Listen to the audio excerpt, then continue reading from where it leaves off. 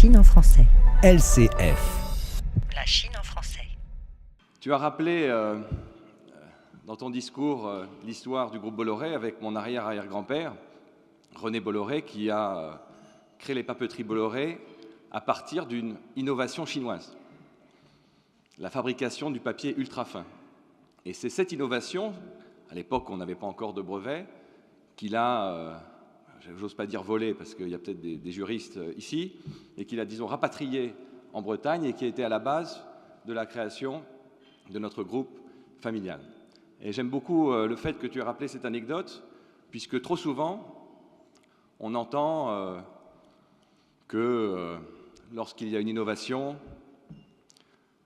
les Américains en font un business. Je crois que c'est la commissaire européenne qui avait dit ça. Les Américains en font un business, les Européens régulent et les Chinois copient. Je suis complètement en désaccord avec cette phrase, puisque nous en sommes la preuve vivante que la Chine est un territoire d'innovation majeur. Alors, quelle est la stratégie de notre groupe en termes de développement en Chine? Elle repose sur 4 piliers. Le premier pilier, c'est d'adopter une stratégie partenariale. Je crois beaucoup à ce système partenarial pour optimiser les compétences chinoises, les savoir-faire, les talents. On a par exemple noué avec Havas, il y a 2 ans maintenant, un partenariat avec la société GIMC, qui est le premier acteur de la publicité indépendant en Chine.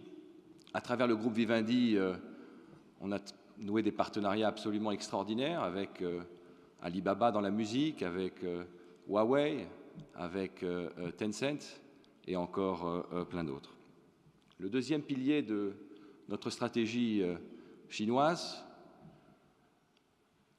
c'est de jouer le double sens, la réciprocité. Jusqu'il y a très peu, notre stratégie chinoise consistait à importer et développer des marques ou des savoir-faire depuis l'Europe ou les États-Unis vers la Chine. Toutes ces fabuleuses entreprises qui voulaient se développer sur ce fabuleux et immense marché. Et depuis quelques années, on assiste à l'émergence internationale des acteurs chinois. Nous étions l'année dernière avec le président Macron en Chine au mois de janvier, et je me souviens d'une rencontre avec l'un de nos clients, le groupe d'automobile GAC, Guangdong Automotive Group, qui voulait justement développer son savoir-faire dans l'automobile à l'international, et nous l'avons accompagné avec succès à travers notre agence parisienne lors du salon de l'automobile où il a pu présenter pour la première fois au monde entier la qualité de ses voitures. On a également créé, il y a 3 ou 4 ans maintenant, une sorte de comptoir d'expertise, ce qu'on appelle le China Desk, qui permet à nos clients occidentaux de mieux comprendre la Chine et à nos clients chinois de mieux comprendre l'Occident. Le troisième pilier de notre développement en Chine, c'est ce que j'appelle l'intégration. Trop souvent, en France, dans nos entreprises anciennes, on est très lourd en organisation. On a des couches de management qui nous rendent peu agiles, on a des silos entre les différentes activités qui nous rendent un peu étanches entre les différentes activités, et on n'est pas capable de s'adapter à la rapidité qu'attendent légitimement nos clients et partenaires chinois. C'est pour ça qu'on a décidé depuis le début de promouvoir l'intégration des métiers pour justement gagner en agilité, en rapidité, en fluidité. Et le quatrième et dernier pilier stratégique qui m'est personnellement très à cœur, c'est la vision long terme. On assiste trop souvent dans le capitalisme occidental à des entreprises qui conduisent des stratégies court-termistes. Trop souvent, les actionnaires sont des fonds financiers qui poussent les dirigeants d'entreprise, les CEO, à maximiser le profit court terme en vue des publications du prochain quarter, du prochain rapport trimestriel de résultats. La chance qu'on a d'avoir un actionnaire familial, le groupe Bolloré à notre capital, c'est qu'il nous donne la possibilité de prendre des décisions qui vont impacter le long terme.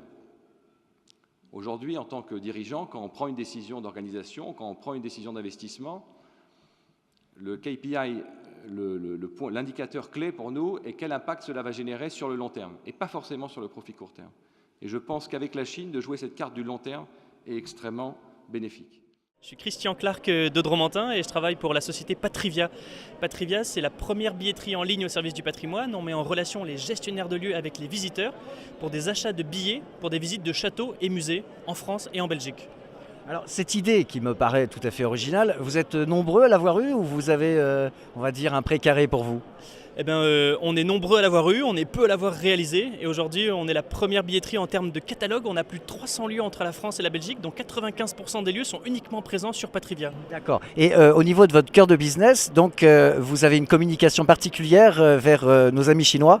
Eh bien, je suis là principalement pour mieux connaître le public chinois, mieux comprendre leurs attentes et puis bien sûr, je pense que le public chinois a beaucoup évolué ces derniers temps et notamment qui ne veut plus être un touriste de masse mais avoir de l'exclusivité. On le retrouve notamment par rapport aux produits de luxe où ils ne veulent plus juste des produits, des sacs, ils veulent du numéroté, de l'exclusif, du sur-mesure.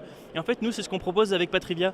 Moi, quand je vais visiter par exemple le château de Versailles, qui est un très beau château par ailleurs, mais vous avez 300 personnes autour de vous et vous ne pouvez pas bouger. Et bien je pense qu'en fait, ces personnes veulent de l'exclusivité et veulent des moments de qualité avec des gestionnaires de lieux pour leur expliquer tout ça. Alors, pour un néophyte comme moi, est-ce que vous pouvez un petit peu expliquer ou vulgariser votre cœur de métier ? Oui, bien sûr. Alors, typiquement, en fait, on aide vraiment les sociétés à se développer à l'international. Typiquement, une société chinoise qui souhaite avoir une implantation en France, elle nous confie en fait ses préconisations et ses souhaits. Et nous, en fait, on va l'aider à activer un ou plusieurs numéros de TVA en Europe, qui va lui permettre en fait de pouvoir fonctionner fiscalement comme une société européenne et sans avoir d'établissement stable. Elle va pouvoir acheter, vendre, importer et faire du business en fait en Europe. Vous êtes la clé d'entrée pour faire du business en Europe. On est facilitateur de solutions intelligence. D'accord. Mais qui tient la fiscalité tient beaucoup de choses quand même. C'est vrai.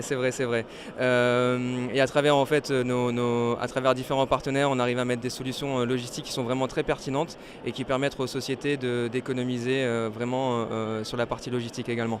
Alors moi, en tant que Français, est-ce que je peux dire que notre balance économique est entre vos mains ? Oui, on peut le dire parce qu'on aide également pas mal de sociétés françaises qui veulent s'exporter en Chine et on les aide dans la structuration à travers notamment Hong Kong et la Chine continentale. Et alors si je suis un entrepreneur, on va dire un entrepreneur d'une PME en France, est-ce que la Chine, ça reste un rêve ou alors est-ce que vous préconisez de prendre le risque et d'y aller ? Ouais, en tant qu'entrepreneur, j'ai pris quelques risques et je pense que tout bon entrepreneur français devrait prendre le risque d'aller en Chine parce que c'est un terrain de jeu très très intéressant.